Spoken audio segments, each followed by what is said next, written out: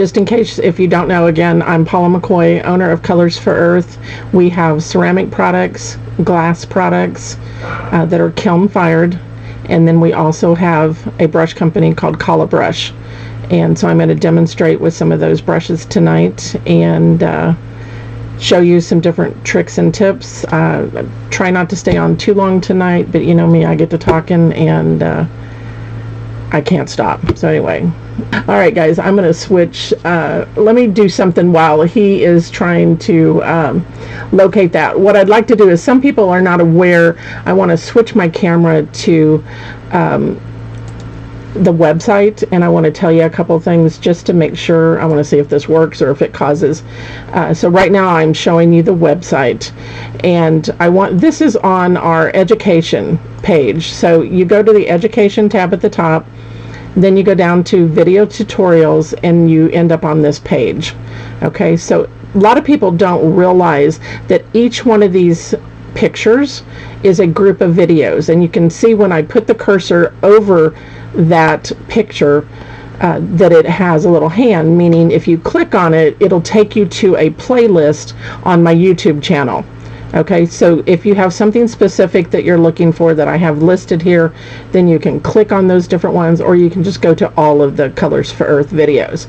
So let's just say we're going to do the enamels. Okay, so if you click on that, it will take you to the YouTube, and it says play all. So it will literally play everything that I have listed on the enamel page. Okay, so that's one way to find things that you're looking for. So if it has anything to do with enamels, it's on that page. If you're searching in the search bar, you can just type in my name, Paula McCoy.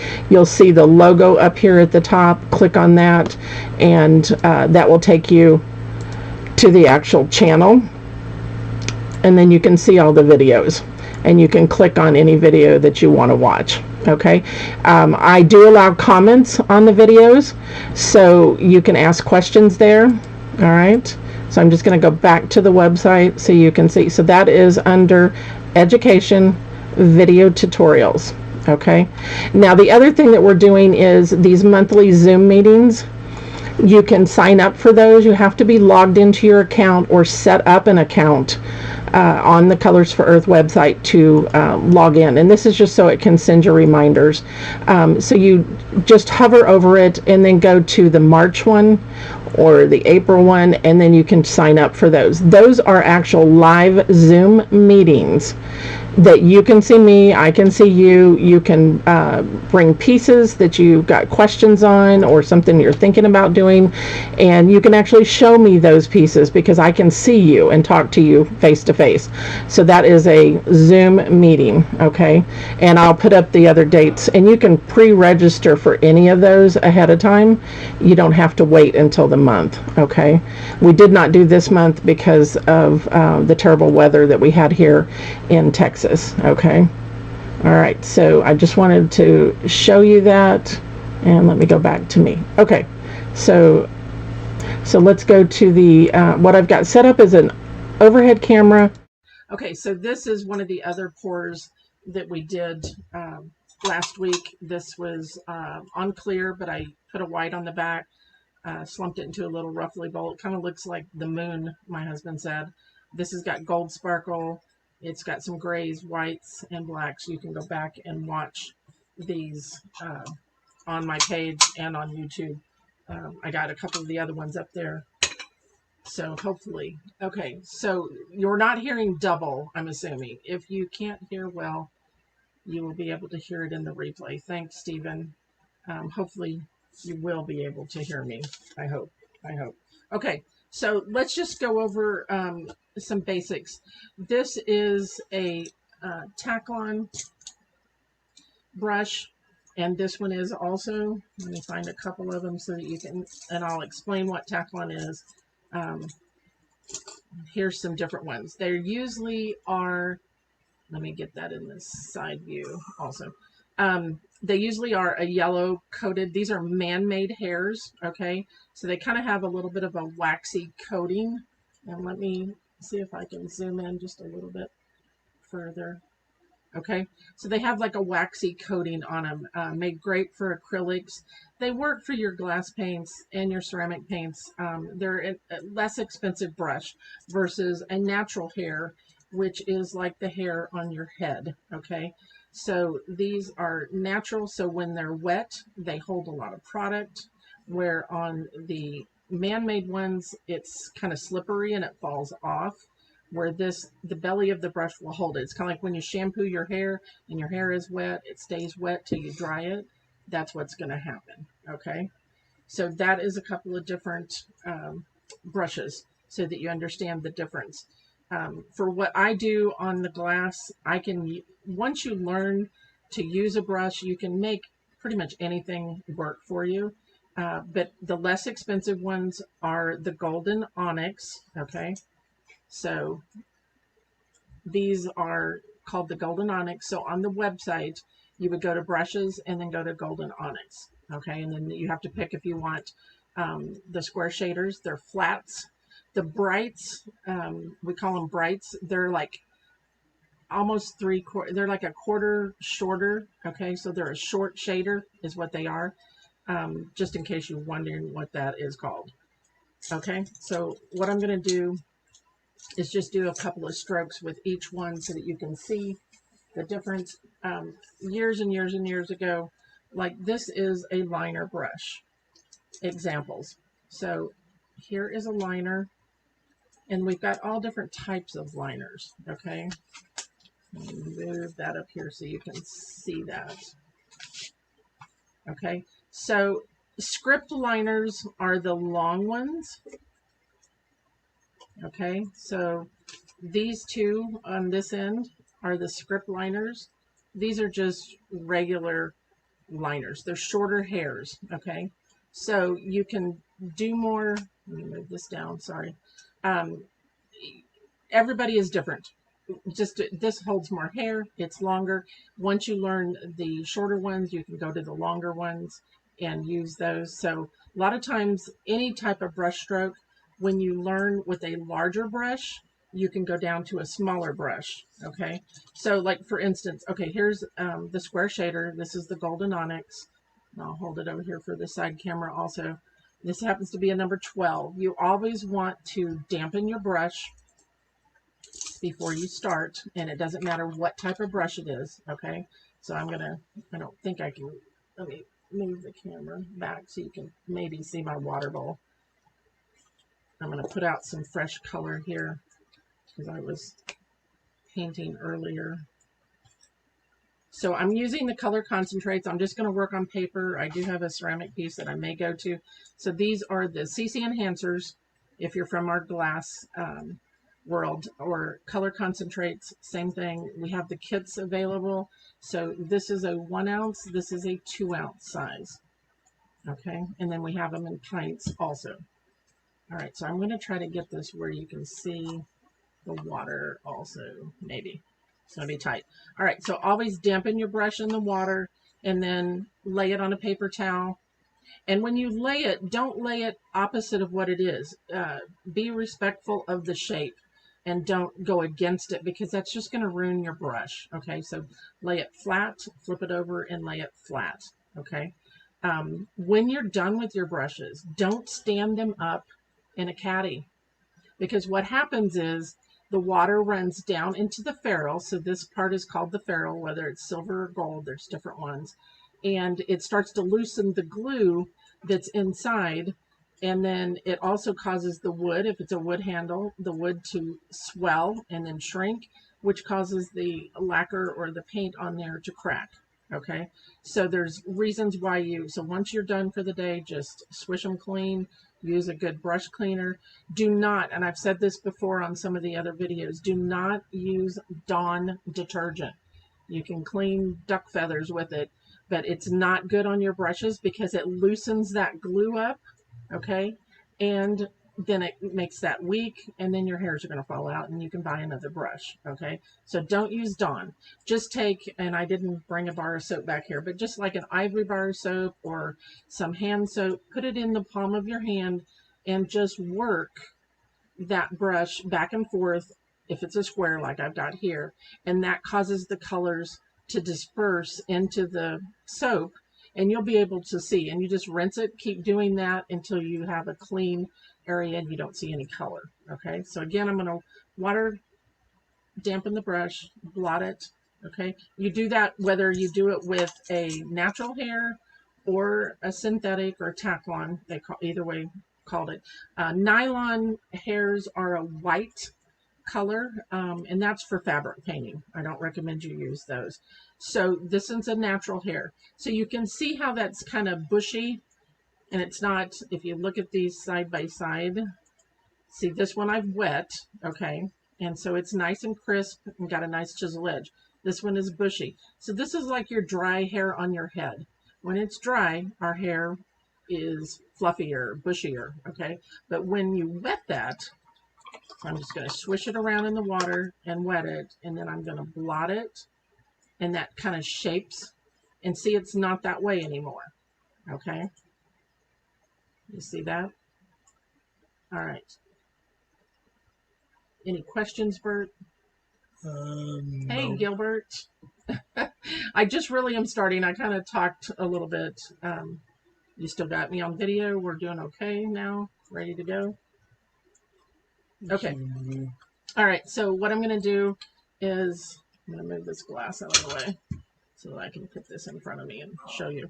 So I've got a light and a dark value. This is the Cerulean's 51 and 52 is what I've got. So I'm going to load with my light color. These are the translucent underglazes made for ceramics. I just really loaded that up, didn't I? Let me take that off.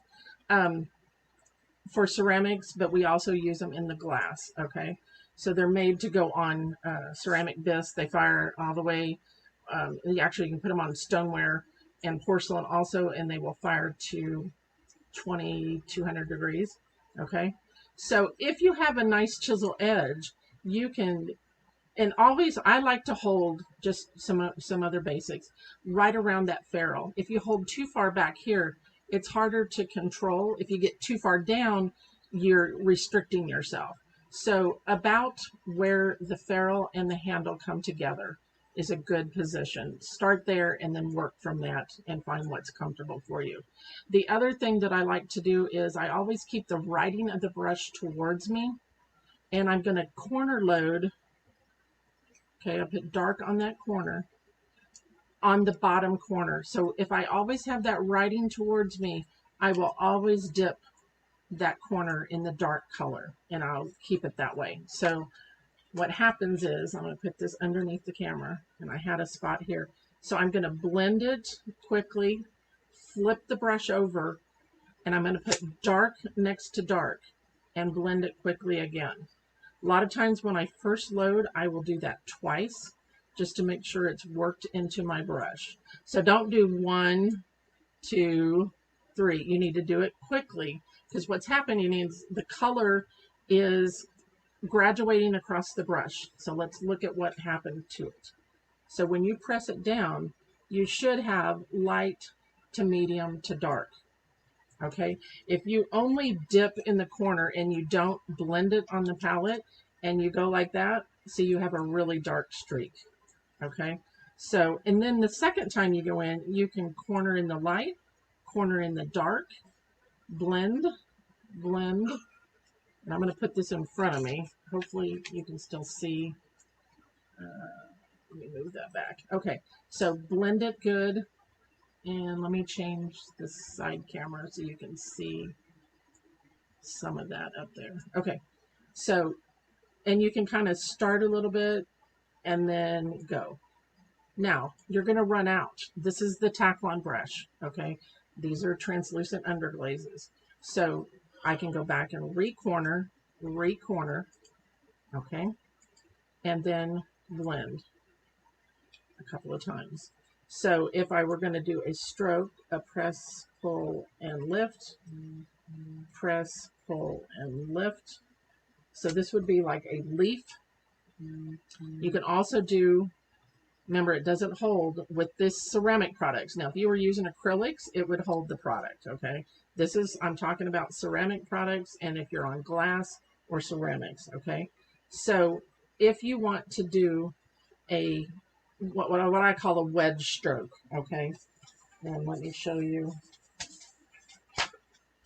So a wedge stroke is just this little guy here. It's just a little leaf, basically. So you start, if this was your stem, you start at an angle. Don't start straight off, okay? You start at an angle and press, pull, and slide off. So at an angle, press and slide off. Press and slide off. So if you have a good brush, okay, it will come back to that chisel edge and make that nice point. And then you could come in if you, I don't usually do this on the ceramics. I take a liner brush and pull my stems.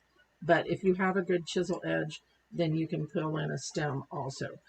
You can sit and on just the chisel edge, make a straight line.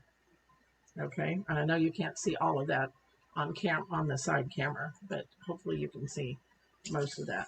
So there's different things that you can do with the square shader. So check your blending first.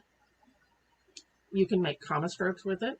Okay, so let me reload again. I'm going to corner.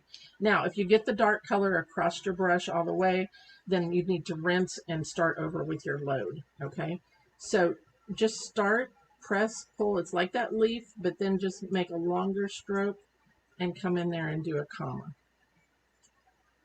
And I'm not sure that the side cameras saw that, so let me move again. Okay, so I'm going to go up here and just pick up what I'm doing is just picking up what's on my palette instead of just reloading. I could just use some of that color there. Okay, so you could come in here and nestle, meaning make these side by side. Now, did you notice that how slowly I did that stroke? I'm going to move these brushes so that I can turn my paper more. Don't get in a hurry. I don't even do them fast, okay? Remember that this is one of my pet peeve sayings that I've said forever and a day, that airplane does not get to the end of the runway and just stand straight up, okay? You've got to gradually let it come off of your piece. So I'm going to reload, corner, blend, flip, blend, so dark next to dark, okay? So stop and think about what you're doing. Lift, pull, chisel, and stop. Okay, so you've got to just take it slow. Don't get in a hurry. Because if you go like that, see, I lifted quickly. I mean, you don't get that stroke. You don't get the tail. You've got to take care of what you're doing. So press, pull, lift, and chisel. The brush stroke is a combination of color, and I have two colors on here, pressure. So the amount of pressure that I put down will determine how large that stroke is. Okay, color, pressure, and motion. So if I turn it or stand, so the motion that I take with my hand.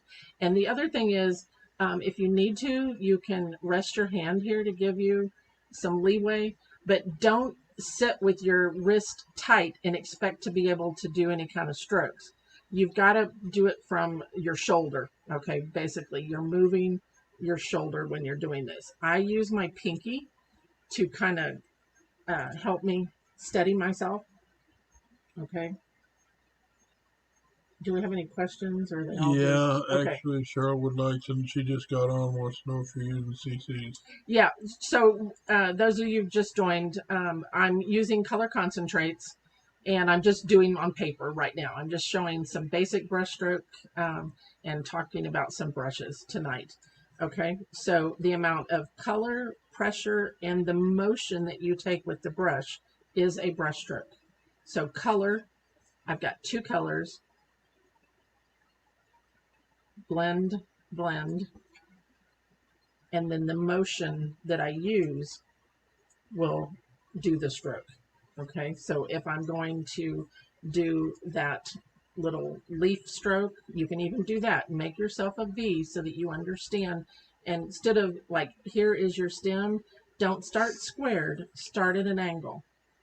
So press, pull, lift to the chisel. I always pull my strokes 98% of the time towards me because I have more control.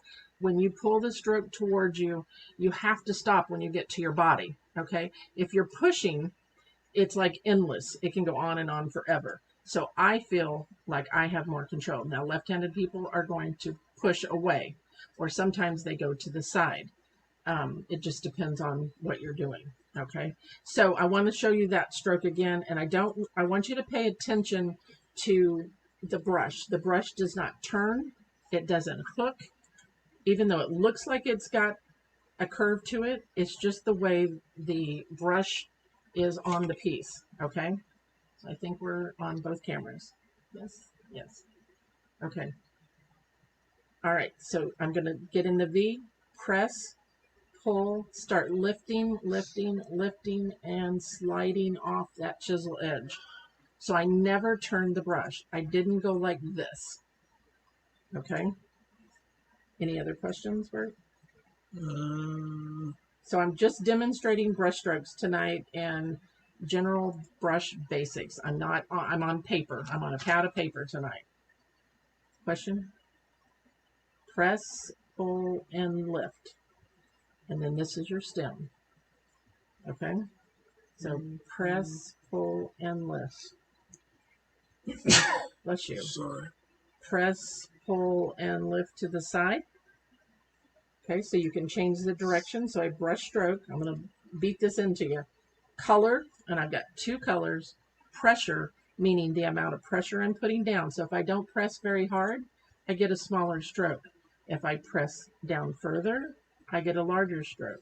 If I press even further, I can get an even larger stroke. So if you learn with the larger brush, whatever it is, liner, square, round, it doesn't matter. If you learn with the large one, then you can go to a smaller one, and usually you won't have as many problems with it, okay? So I'm fully loading in the light color, corner in the dark. And if you weren't here at the beginning, I usually keep the writing of the brush towards me. And if the brush is made correctly, the flat part of the ferrule should be face up, okay, not turned sideways, where it's pinched together here. And that should be the writing of your brush. And I always corner load that corner so I can read what's on my handle. That way, if I go over here and I'm like, oh, don't do that one, because otherwise you'll end up with color across the brush, and then you're going to have to rinse and reload it. Okay? Question? Nope. Okay.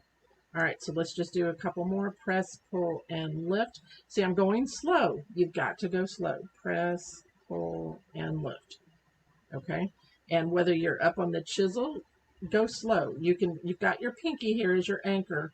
Sometimes that's awkward for people, but it's a way you can do it if you're trying to figure out how to balance. When I first started, I would take like a roll of paper towels and lay it here, and that would help me get the hang of it too. Now, can you go away from yourself? Absolutely. As a teacher, you have to know how to paint both directions because you have left-handed people. But normally I would turn and I would pull towards me, okay, if I were doing the stroke. All right, so that is a square shader. Now, with some of these water bowls, and this is a Donna Dewberry caddy that she has, it has little rakes in the bottom of it. Be careful about using that, just because it'll tear up your natural hair brushes. It's okay on your Taklon, your man-made, but don't beat them up, okay? But if you're using a natural hairbrush, the Kolinsky or the Sable shaders, or any Sable, you don't want to rake it on there because it's like me taking you outside and turning you upside down, and on a sidewalk, your hair is touching the sidewalk, and you basically will give your beautiful brush split ends is what happens, okay? I know that's funny, and if I say something like that to you, then hopefully you will remember that, and you won't rake your brushes on those little stair steps that are inside there. Hi, Michael. Now you're going to make me nervous that you're on. Okay, so here is, this is a Sable brush. Okay, so with the Sables, you can do the same thing. Okay, so we'll load back up again, fully load.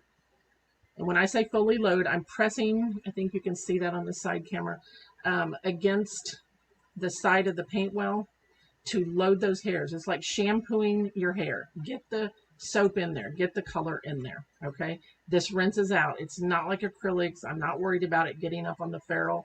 If you're worried about it, wipe it off a little bit. It'll be fine, okay? And then once again, the riding of the brush towards me, I'm going to corner load in that dark color, and then I'm going to blend. Press quickly, flip it over, dark next to dark, okay? And once again, we can do that same stroke with the natural hair.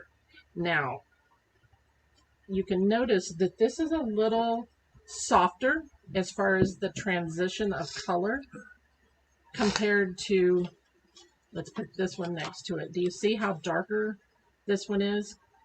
So the color kind of, it just sets on the outside, where this, it blends easier. And this is the natural hair. Okay, so that is something to think about. Did you have a question? Mm-mm. Okay.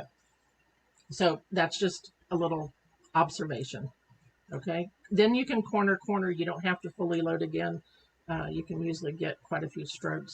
So if I were doing, I'm going to flip this over and put the dark on the other side. So I have the dark down here on the corner that has my writing. I can read it. I'm going to flip it over and go the other direction. And then I can flip it over and go this direction. Okay, so that was not as nice. So just make sure that you're not straight up and down. You kind of tilt the brush back just a little bit, okay? But you don't want to be laying it down like you would write with it, because you're not going to be able to come off and get a nice chisel edge, okay? All right, so I'm blending. I just re-cornered. So whether I'm doing, you know, a comma stroke with it,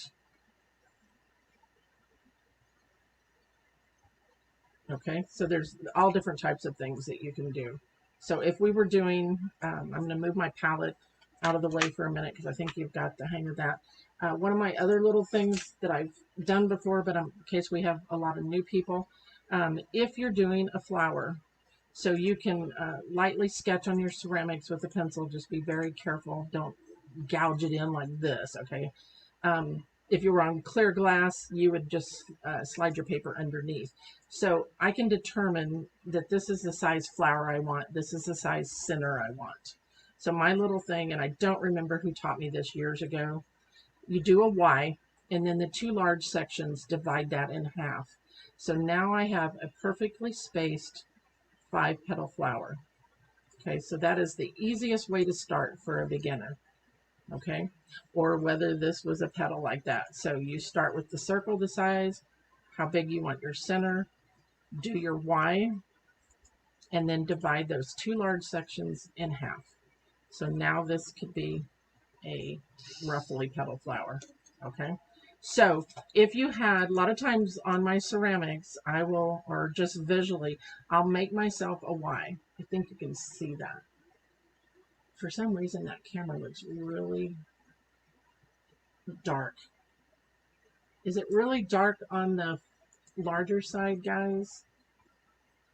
I know as soon as I try to change something, it'll mess it up. So I'm going to just go with it.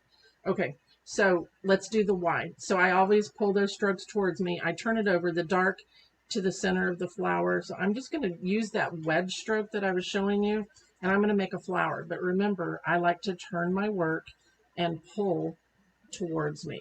So I'm just going to press, pull and lift, turn it, and I'm going back over to my palette, and I'm just picking up the color that's there in the middle. Okay, I don't need to load anymore. I've got enough on here to do that. And you'll know when you run out and you need to reload. Okay, so here is my Y. Of course, it's upside down now. And now I'm going to just fill in the side petals. Keep that dark to the center. Press, pull and lift. Turn it. A lot of times if I have this, a flower all the way across my whole piece, I will do all of the strokes on each one of them, and then go back and do the next one. I don't do all 5 petals usually. So there is a nice little 5-petal flower. Okay. And then you can come in, you know, and dot in the centers. And if you changed colors, I'll show you this. Let me rinse and reload and get some green out. Any questions, guys? Hey, Patty Marshall. I see you got on. And be sure and comment. Tell me where you're from. If you've never been on with me before, we do have giveaways at the end. And my husband, Bert, that's assisting me, will pick a name out of the comments. Okay, so I'm going to load with some green now to do a leaf. So I'm fully loading in the light color, pressing against the side there just to get a nice load, right into the brush towards me, corner load with the green. Now I need a new spot, so I'm going to go to a new palette here, and I'm going to press, and I got a little too much of the dark green. I'm going to add just a little bit more light on the side. Okay, so whether you're blending on glass or onto a glazed tile or one of these bubble palettes, doesn't matter. That's how you're going to blend to get the color to graduate from dark to light across. It should be a nice transition of color. Okay, so I'm going to put the dark, so I had it with the writing of the brush towards me, corner loaded in the dark, blended my colors, and now I'm going to flip the brush over because I want to make a leaf here. And I'm going to use that same stroke to create a leaf. And I'm going to do this backwards against my rule here. I'm going to press, pull, and lift. And let's say we want another leaf here and another one there. Rule of thumb is odd numbers. Don't do even, okay? And then you can, if you've got a nice chisel edge, you can pull that, or you can come back with a liner brush. So same stroke, okay? Same stroke. You've got petals and leaves, and you're pulling them from where they grow from. Think of it that way. Pull from where they grow from, okay? Let's see. One of the other leaves that I like to do is the ripple or the M stroke, or it's just a one stroke type leaf. So what you can do on that one is, again, draw your V and have your center vein. Now, I want you to pay attention. I'm going to load here. I want you to pay attention to each side of my brush, because I'm going to follow one side of the brush with the outside of my leaf, which is over here. So let's pretend that this is your leaf. We'll have a couple of them here, okay? So the dark, you can have it to the center or the outside. It doesn't matter. I'm going to go to the center, so I'm going to flip my brush over, okay? And that is going to follow that center line. The light color is going to follow the outside. So pay attention to that while, and I'm pulling this towards me. So I'm going to press and lift. It's almost like a closed C. Press and lift, press and lift. See how I'm pivoting and turning, and I'm sliding off. So that dark never left the center. Let's see. Let me see if I can get a little bit closer there so you can see it. That may be too close. Tell me if it's too close. I turn my piece around for each stroke. I'm going to just reload with what's on my palette there. And I'm going to put the dark to the center. Okay. And I'm going to lean my brush so you can see. Normally I don't lean this much. Okay. And I'm going to do the same thing, but I'm pushing it this time. And with this leaf, you need to do both ways. Press and lift, press and lift. See how I'm pivoting and come off. Okay.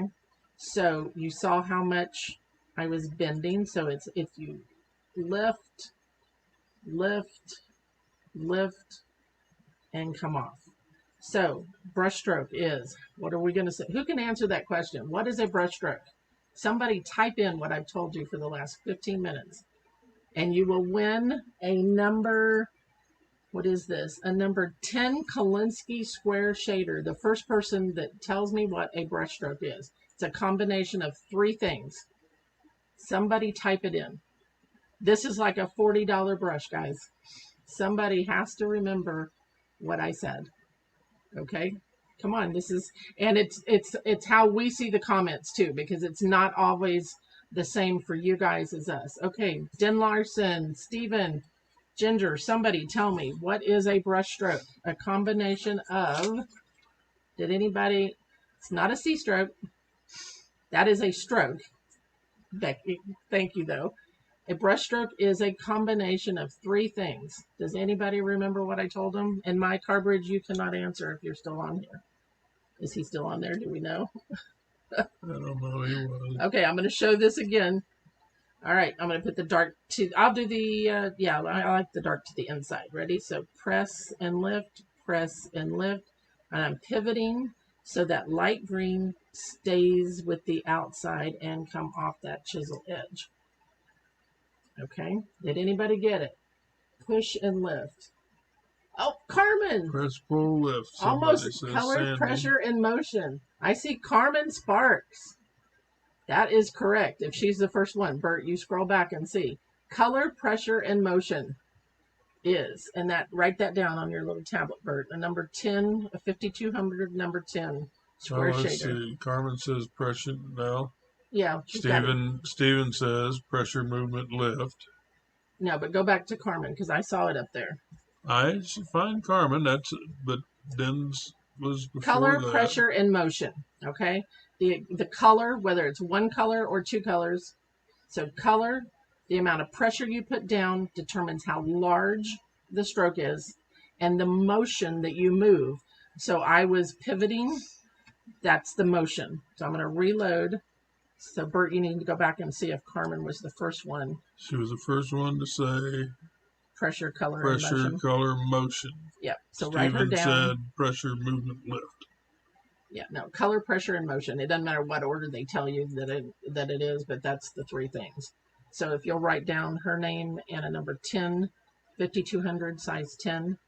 And Carmen, you need to message me later with your address and email, phone number in Instant Messenger, and I will send you that brush. If you're ordering anything else, let me know and I'll wait till you order. Okay?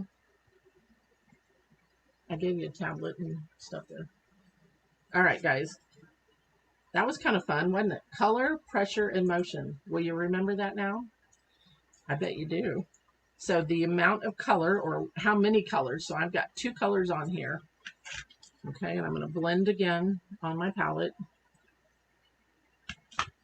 If that's too close, you guys tell me. I think you can see it better when it's close. Let's just do that one again. And I like to pull my strokes towards me. You know, the side camera shows you the amount of pressure that I'm putting down. Hopefully you can see that. A lot of my webinars and things that I do, I definitely use the side camera. Okay, so I'm going to start at an angle. There's my V, like we did the little wedge stroke. So dark to the center. I'm going to press and lift. So that is a motion. So I've got color. The amount of pressure I put down will determine how large that stroke is. And the motion is the lift and pull, lift, lift, and come off. Sometimes it's hard for me to talk and do at the same time. I get to going with the stroke and then I forget to talk, or vice versa. Okay, so color, pressure, and motion. Okay, so I'm leaning my brush a little bit so you can see. I think I've got it on both cameras. Okay, so press and pull up. It's like a closed C stroke, but we're doing them in succession and quickly so that it creates that stroke. So press and lift, press and lift, press and lift, press and come off that chisel edge. Okay, so whether you're doing a, make sure I'm on camera here. Maybe I should back up a little bit more. Whoop, not that way. Okay, so if you're just doing like an S stroke, which is great for some leaves. If this was the ground on my piece down here, I would pull my strokes towards me. I would turn my piece upside down and pull my strokes towards me. So if I wanted to do a blade of grass, okay, so I'm just on the chisel edge, I'm sliding, then the amount of pressure will determine the size and lift back up on that chisel edge. And then you might have some that just barely touch.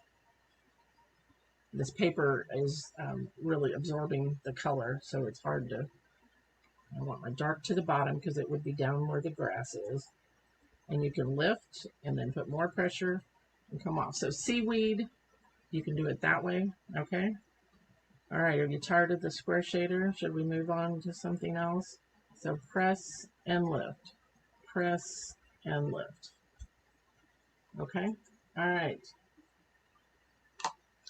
Jackie Jordan, those brushes are wonderful. I have used them for years. If you take care of your brushes and don't use Dawn, then yes, your brushes will last forever. Now, working on bisque, you know, the ceramic bisque, it does tend to eat away, you know, because you've got a rough surface. And so when you're using those brushes, that's why when we did the rose, I had a base coat on there and then my brush slid easier and it protects it a little more. So let's just do this on the ceramic piece real quick and I'll show you the difference as far as how it absorbs. Okay, so I'm still using the Kolinsky square shader. So I'm blending the color. Whoops, I'm off camera, sorry. Blend that color on my palette. And you notice I'm always going in the same spot. Don't go over here and over here because you're just wasting your color. Keep going right there in that same spot. Your colors are going to stay exactly where they're at, okay? So if we were doing, I don't know, just do some leaves on the corner here. Okay, so I'm going to, and remember you've got the center vein. I'm going to have color all over me. Move that. Okay. And I'm going to pull towards me on the first stroke. So I flip my brush over the dark to the center. So press and lift, press and lift, press and lift, press and lift, press and slide off. Okay, so it's much darker versus this. Okay, the paper's not as porous and the bisque is porous, so it absorbs into it. If you, I normally would put a base coat on here of white, but I did not do that. Okay, I turned my leaf around and now I'm going to push. So, okay, can you add water to CC if they start to dry out? Yes, okay, the question is, can you add water to the CCs if they start to dry out? Absolutely. Just make sure you thoroughly mix it up because you don't want to end up with dried particles mixed in with your liquid. Okay, so yes, you can. You know, if you're unsure on your water, distilled water is better. There's different minerals in different counties and stuff, and so sometimes our water is harder than, and it can cause some issues. So just keep that in mind. Yes, question? Stephen wants to know, these strokes will also work with enamels if we want more translucent images. Yeah, Stephen is asking, will they work with the enamels? If you're going to do brush strokes with the enamels, you need to mix it with the layering mix so that it stays exactly where you put the strokes. Now, if you use the designers, the DZs, you can do the strokes just like I'm showing you with the designer products and it will stay. Go back and look at the, let me show you if I can get it out.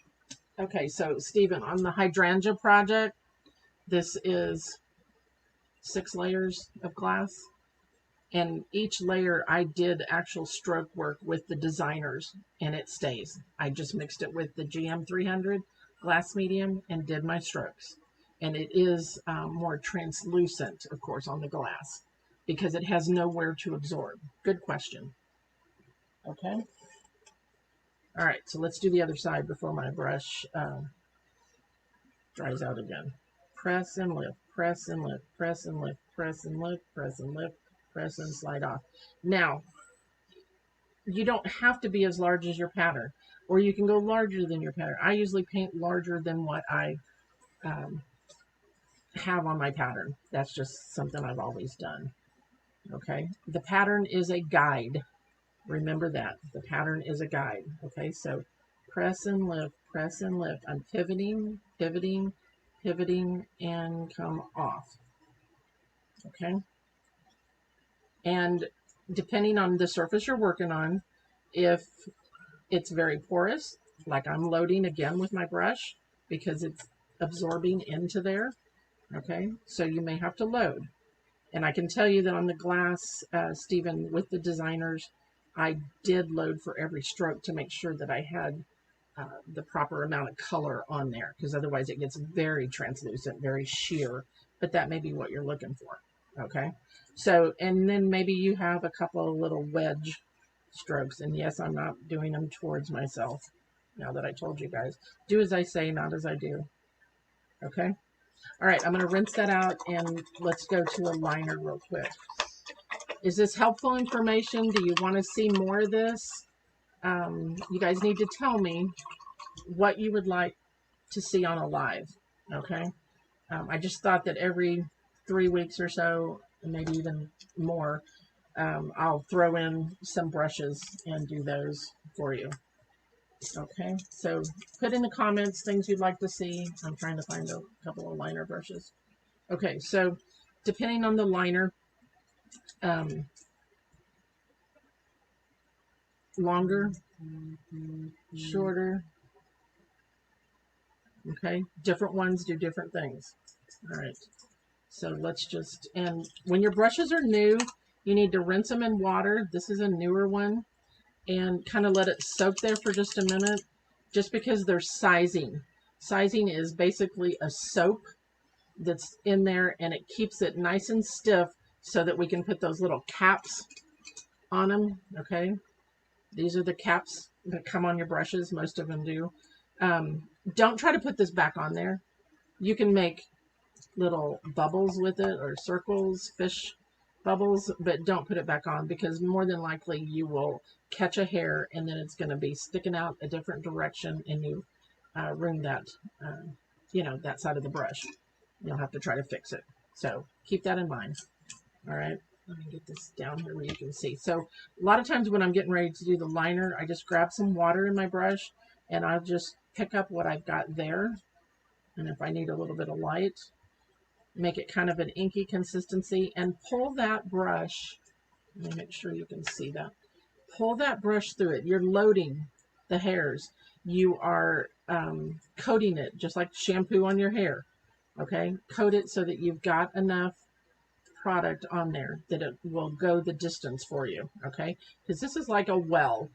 It's like an ink well, and you want to shape it, so you pull it out to shape it to a nice point. Okay, and then you're ready to go with it. So if I wanted, I'm going to use my pinky. I like to anchor with my pinky, so I can come in here and pull in that stem and center vein. And then if I want these to come off of that, and I'm up on my tippy toes. You can see over here on the side camera, I'm standing almost straight up on the brush, up on the tippy toes. You're just barely touching, just enough that it's gonna, and then I'm gonna do a curlicue so that you can see that. So I'm gonna start on a stem and just keep going and going and going. Now, when you do the curls, the tendrils, whatever you want to call them, okay, you need to make sure that when you go into the circle, okay, you want to lift up. I think you can see that on the side camera. And then you can press back down, and then you want to lift up again every time you hit that nice sharp curve. And it will give you thick and thin, okay? But it also, because if you're too far down, it's hard to turn the brush. Remember, you're moving the brush from your shoulder. And I don't have the camera, where you can see that, but just trust me, you want to do that, okay? So whether you're just making some fine lines, blades of grass, same thing. You can still do thick and thin.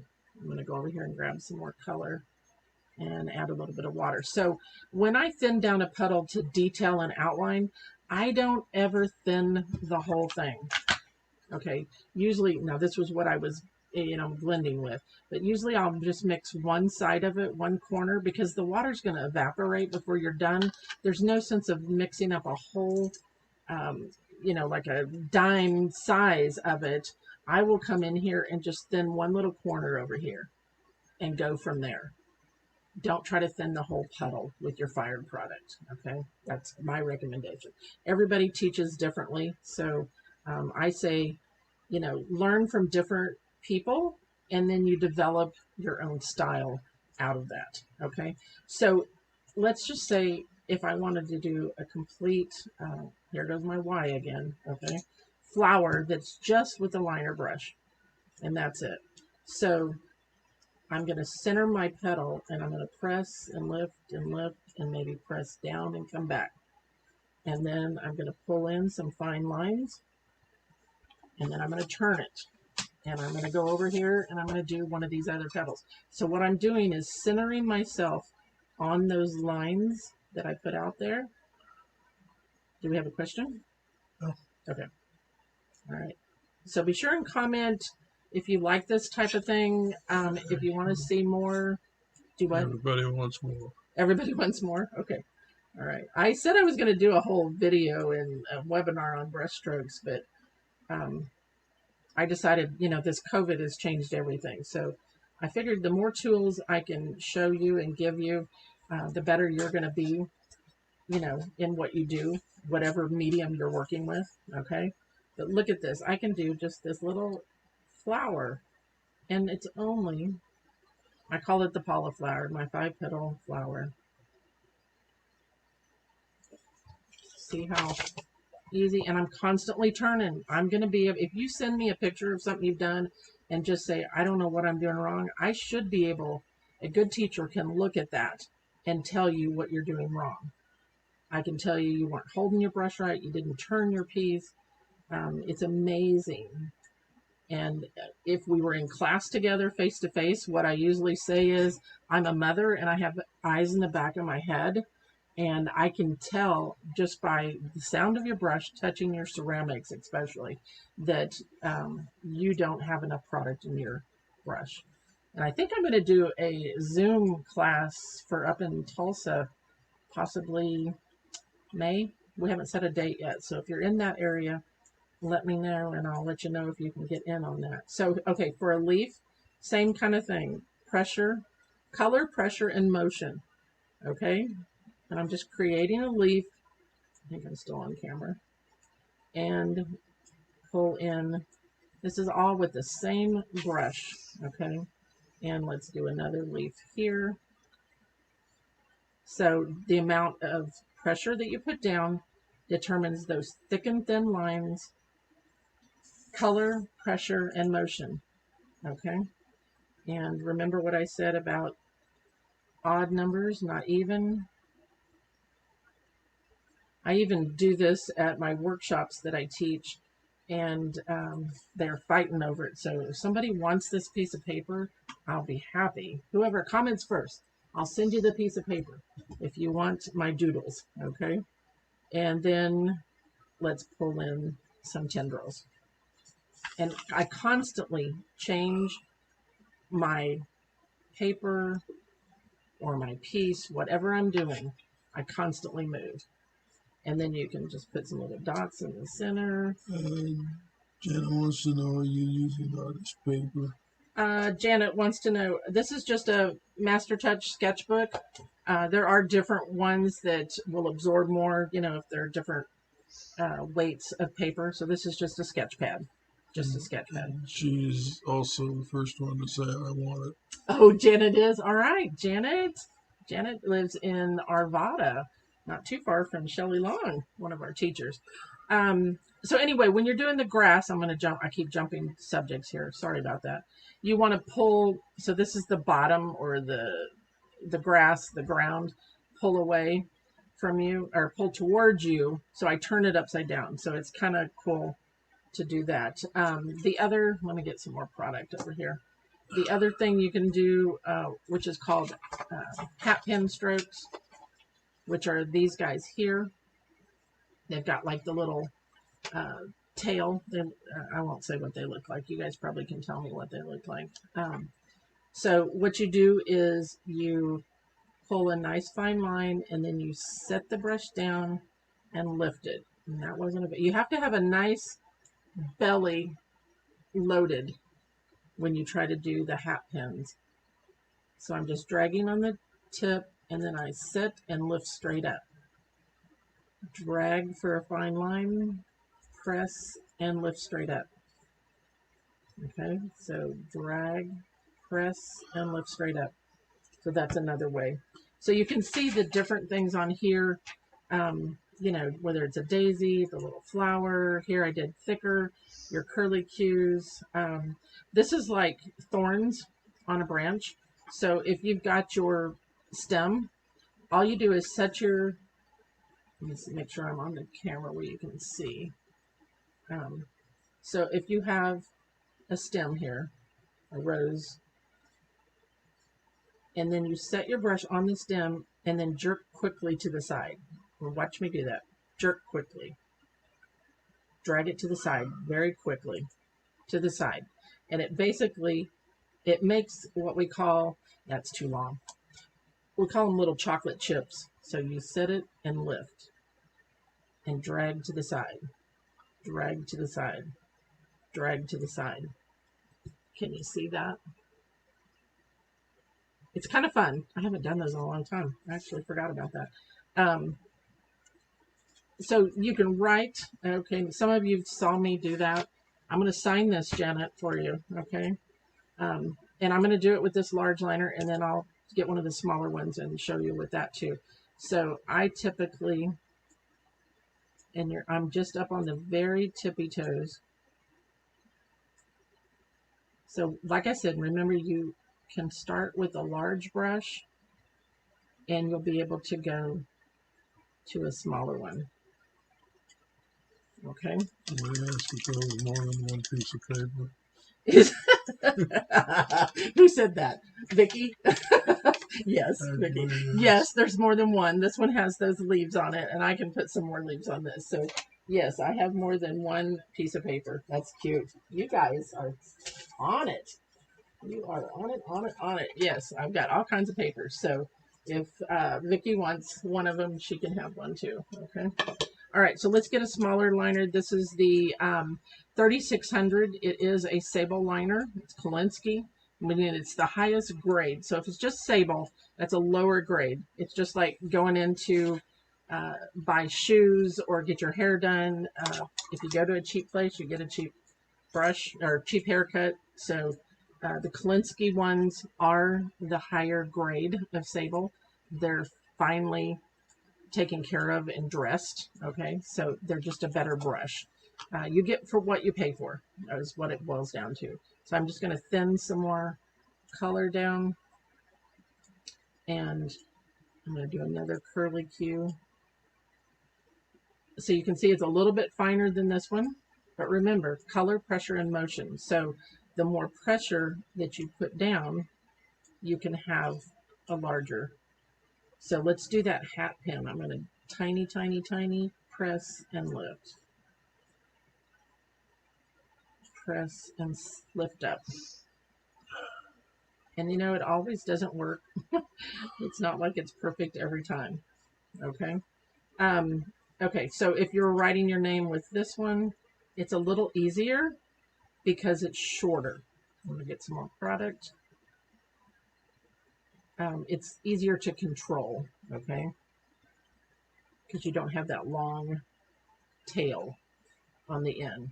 See how I have a little more control with that one? Okay. All right, let's do a quick line or round brush.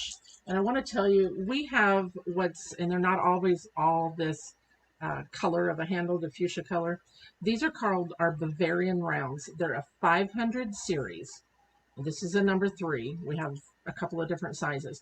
The Bavarian Rounds, we took the tip off of it so that it's not quite as pointy. And I'm going to wet these because remember when I told you before, when they're dry, they're bushy. So you need to dampen them. And a lot of times, I don't know if I can do this on camera and I'll probably make a mess if I do it. If you wet your brush, let me put down a paper towel, and you go like that, and if it goes to a point, when you shake the water out, it's a good brush, okay? That's how you tell it. So all I did was put water in it, and I kind of, like I was going to splatter with it, and it shapes it to a nice point. That's kind of fun. Uh-oh, what did somebody say? Oh, Vicky says next time sketch some on thin fire, then I can fire. Oh, Vicky, Vicky, Vicky, you're tricky. That rhymes. Okay. That's funny. Yes, but that would be a good way to definitely practice, Vicki. Scraps of your thin fire, and then if you like it, then you can use it between glass. Very good. I'm trying to think. I did some. I think, yeah, I did some. Okay, so the difference in the rounds. I'm going to go back to this color, the blues. The Bavarian round doesn't have as much of a point, so I'm fully loading. And then, so when I load the brush, this is a round brush, okay? And then I kind of shape the point. So I'm dragging enough product off of it that I still have a nice point, okay? So I'm going to do just a comma stroke. So you can press, pull, lift, lift, lift to a tail. Whoops, I was off the top. Sorry about that. I'm going to load again. Press, pull, and lift. All right, now I'm going to load this one. The pointed round, you have to work a little harder. This is the 5000 series versus the 500 for the Bavarian. Okay, and I'm going to kind of shape that. Now this one, I almost have to kind of sit it and wiggle it a little bit to get that rounded end and then come down. I don't have to work as hard. So if you're a beginner and you want to practice and put brush strokes into your work, I would recommend the Bavarian Rounds. We don't have a whole lot of them, but I'm working on trying to get them back in stock. Press, pull, and lift. And whether you're going one direction or the other, you can nestle those inside each other. Okay? And then let me get, here is the round. And this is a brushstroke packet that I did. And I can tell you that I got to say a shout out to my ceramic dad. I don't think he's on here, but David Hoff is like the master of ceramics. Okay? Him and Bruce Locke. And I have taken, this is from David Hoff's brushstroke class. It's a week class that you do, and all you do is you practice, and eventually you come in and actually do projects. I can show you. Here's one of the projects that I ended up doing after we practiced. So this is a square shader on all of this. But here's those little thorns. Remember I was telling you about the thorns? There they are, those little chocolate chips. There. Vicky, why do they have longer ones if the shorter ones are easier to control? You know, we are the only ones that have the Bavarian Rounds. Okay, that's something that Paula Brush, when I bought the company, Ruth made those specifically, and we still have a few in stock, but I'm not sure if I can get them made anymore because Ruth actually used to make the brushes by hand. She is a master brush maker from Germany.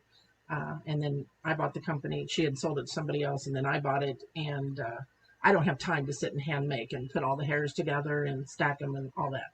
But here's showing you that leaf, more square shaders. You can use a liner or a square to do ribbons. And these are all my pieces that I did in that class. And here's your comma strokes to create like a chrysanthemum type piece, and to do your leaves. You nestle all those together to do leaves also. So that just shows you some different things. We're not going to go into all of that, but I wanted to show you the difference. And sometimes you can't even tell, I mean, because I've been doing brush strokes for so long, you can't really even tell the difference. Put a little bit of water in this. Because I can make it happen. But if you haven't ever done strokes, what I'm saying is start with those Bavarians while we still have them in stock, okay? Because they will make your life so much easier, okay? So that is the 5000 series. This is the Bavarian. And like I said, we may have some still with pink handles, but they're the black handles now. But they are the 500 series, and this is the number 3 that I'm using. So color, pressure, and motion. I've got color on it. The amount of pressure will determine how large or how small that stroke is going to be. So I can put less pressure and just keep coming down and doing less and less and less and less and less. Look at that. crazy. 3, 4, 5, 6, 7, 8 different, and that is with the number 3. So if you don't have a lot of money, you want to start out, this is a good one to start with.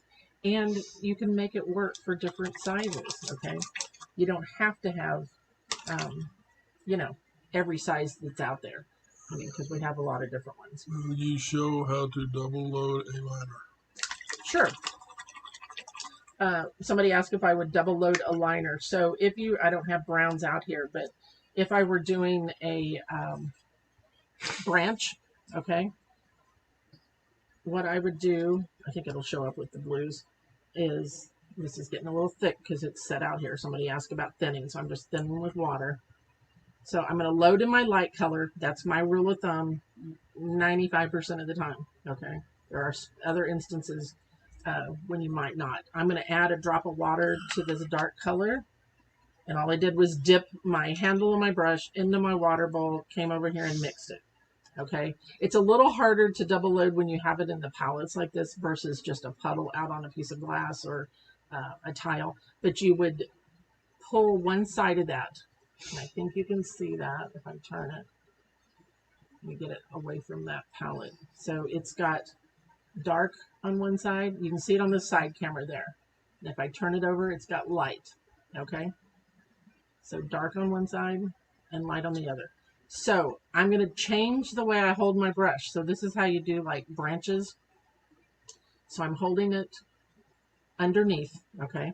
And I'm going to set the brush down and I'm going to roll the brush in between my thumb and fingers. And you will get thick and thin and the colors together. So if I had a light brown and a dark brown on there, you can sit and roll that back and forth. Let me grab some more. And you could come off of that and do, how's that for a double loading the liner? Does that work? Janet wants to know, are you offering the brushes? I don't know what that... As far as, I'm going to give away a couple of brushes, yes. And I have all of these on the website. There should be, if you can't find them, let me know and I'll send you a link to them. But just go to brushes and then go to the Kolinsky or the Sables for the natural hair. And if you're looking for the tack-on brushes, which are called our Golden Onyx, they start with a 2. All of the natural hair brushes start with a 5. This is a 5200 size 10 of that Kolinsky that I was using. Okay, and then we've got the rounds, which are just 5,000. Okay, as far as an inexpensive round, this is our number 4. It's a 2004 KB. Okay, and the reason it says KB is because it's a Kolinsky blend. So it has Kolinsky and a little bit of a synthetic in there. And it's just the way that things are going to be made. I think I told you in one of the other ones, trying to get a natural hair brush is going to become impossible coming across from overseas eventually. So I know a lot of you. Okay, so I just double loaded the round. So I fully loaded in the light color, tipped in the dark. Okay, so when you set that down and pull it, you'll get, and what I do is usually just go back and tip in the dark. If I need to fully load, I just go load it again. I don't worry about rinsing my brush. Re-tip in the dark. Pull it. So this is a very inexpensive round. I want to say it's like $12 versus 20 something. This is what we call the paste brush. I use it when I do the paste work. Okay. So this is a size 4. It does have the red handle, so it's easy to recognize it, but it's a 2000 -4 KB, I believe is the product code for it. Okay, so you can do, leaves where you're nestling them down both sides and then go down the other side. And I'm doing this really quick and sloppy, but you can have a type of a leaf. Okay, but you can do the comma strokes and then come in and with your liner pull in some. I'm just going to thin one corner, pull that out, and I gotta get this turned around. I'm a fanatic about that. And you could pull in some strokes around your designs. So you can just keep adding on. Okay. All right. Any other questions? How long we've been on? A little over an hour. Yeah, you're just about an hour. Okay. 15. So we're about to end. Question. Yes. Let's see here. Do you store your brushes laying down or on a holder with bristles down? Bristles down. Oh, you're talking about those ones where they kind of clamp into it. I leave them flat to dry.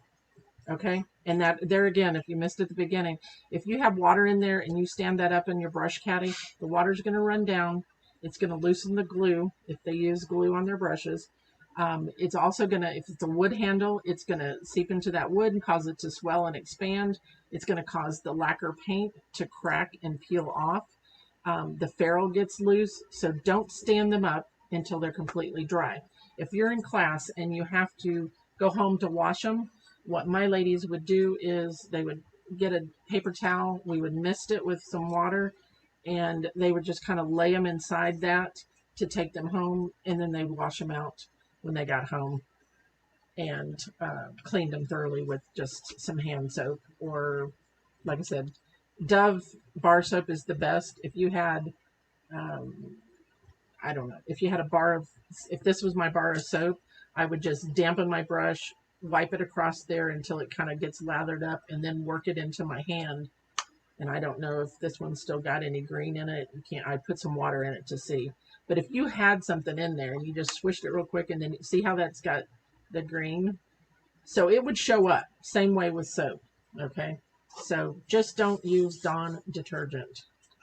Okay. And tell me that your hairs all fell out. I stand behind my brushes. If you have any problem, I want you to call me, send me pictures, send them back, and I will replace them. I mean, everybody's human. Sometimes we get something that didn't get crimped good, and you know, I think I've only replaced maybe 6 brushes in 10 years.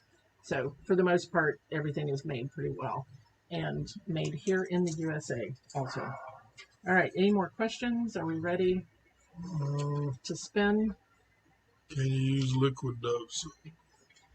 Dove, yeah, you could just put a dot of soap in your hand, whatever it is, whatever, you know, if you use a pump at the sink or whatever, just a tiny bit, and then, you know, rinse your brush well, and then just work that soap into it and over, and then rinse it again, do it again until you don't see any color seeping out.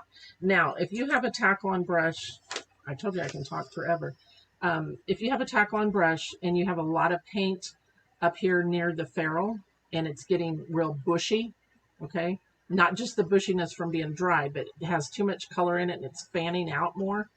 What you need to do is take a cup and fill it with some rubbing alcohol that does not go up over the ferrule. So just up, just barely touching the ferrule, and let it soak. And you can do the same thing, okay? And work that color out. You can also use vodka if you have it. I never have vodka around because I don't drink. So either one will work. And then rinse it with soap. Now what happens is, don't do that on your natural hair. Does anybody know why? If you put alcohol in these, what is it going to do? What happens if you put alcohol on your hair on your head? It's going to dry it out, okay? And you basically are taking off any conditioners that are on this brush. If you have to clean it that way, take some of your hair conditioner, put it between your fingers, put that back into the brush, shape it, and lay that flat to dry. Before you use it, rinse it out. If you have a liner brush that has a wacky hair that comes out to the side, and it's your favorite brush and you don't want to throw it away, right? So what you do, same thing, rinse it, clean it, put the conditioner in there, shape it, and then I want you to take that brush and set it in the freezer. Let it harden quickly, and it will shape that, and then rinse it to dry. Okay, so put hair conditioner, your own hair conditioner in there, put it in the freezer, and that will fix a liner after you've cleaned it. What else can I tell you? I think that's enough. Are you ready to spin? I have two brushes here. I have a number 8 Kolinsky square shader, so it's a size smaller than what I was using. And I have a 5000, it's a number 2 round brush. So we're going to give the square shader away first. Okay. So Bert is going to spin to see who wins that. So we'll give him a second. I'm going to take a drink. What's your other one? The other is a number 5000, number 2 round. The first one is a number 8, 5200, number 8 square shader. All right, I'm going to switch my camera back. Okay. Yay! All right, let's see. And I'm going to switch my mic back, and you'll probably say, oh, I can really hear you, Paula, now. I'm going to blow your eardrums. Okay. Brenda's crossing her fingers, I see. I'm looking at comments on one screen. Okay, so he is spinning, and we're going to give away the square shader first. This is a Kolinsky, very nice. Treat it nicely. Okay. All right, Bert, who wins that? I'm trying to get there. Oh, he's still working on it. Okay. No, I found it. I just have to. All right, and then we're going to. For me to see it. We're going to do one of the glass pieces from last week, and then we'll save some glass for next week, okay? All right, so we're going to do this glass piece.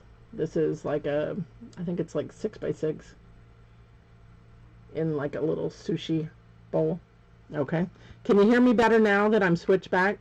Hey, Steven, me too, square. You guys are funny. Thanks for sticking with me. I hope it was useful information. You may not use it right away, but hopefully something goofy I said will stick in your brain, and you'll think about it the next time you pick up a brush, of what the possibilities are, what you can do with it. Okay? Okay, Vicky Young gets the... Vicky Young gets the brush? Gets the shader. Oh my gosh. And we have to send her the piece of paper too, right? She wanted to... But the other paper goes to... well, yeah, that's up to you. Janet gets the flower one. Vicky gets the one that I did. Vicky, I'll send you this paper. And that doesn't show because of my virtual background. But, okay, I will set that aside. All right. Congratulations, Vicky. Okay, Brenda says loud and clear. Of course, now it is. All right, so the next one is for the 5000 round. It's a round, a number 2 round. And these will work on your glass or your ceramic, either one. It is a Kolinsky also, so it's a high-grade brush. Who wins that one, Bert? He's sitting across from me. Looks like Stephen Decatur. Stephen Decatur, you won a brush. Awesome. All right. It pays to hang around and comment. All right, so Stephen wins the number 2. All right, I got to keep that one separate. I'll put it over here with Vicky's. All right, now we're going to go for the glass piece. 6 by 6 glass. Spin it, spin it, spin it. How many comments we got out there? You got a lot to scroll back through, right? Yeah, 40 pages. 40 pages? Oh, I copy them all out because they don't stay on okay. On the deal. He's doing his best. All right. Looks like Jean Bell. Jean Bell. Jeannie Bell or Jean Bell, which is Jeanne, Jean Bell. Jean Bell, you win the glass dish. Okay, so whoever won tonight, you need to private message me your address, email, phone number, so that I can send you tracking and your piece. If you think you're going to order, tell me that in the instant message so that I can hold it. If you think you're going to order in the next day or so, it usually takes me a week or so to get everything shipped out with everything else that's going on. Okay. Next week we will do glass again. I have no idea what I'm going to do. If you have a recommendation, something you want to see, then please put it in the comments or send me an email, send me a private message and say, hey, I'd like to see this, and we'll go from there. I may paint on a pour. I may do another pour and have it ready to be painted on so you can see that again. Everybody seems to like the pours. You guys, I'm going to post some of the other pieces after we finish here tonight. So thanks for joining me. And like I said, if you won, so make sure you message me. get me your information so that I can send you your winnings, okay? And who was it that won? Was it Vicky that won this piece last week? Was it her? Vicky, did you win last week too? The glass? Hey, Miss Cheryl. Anyway, okay.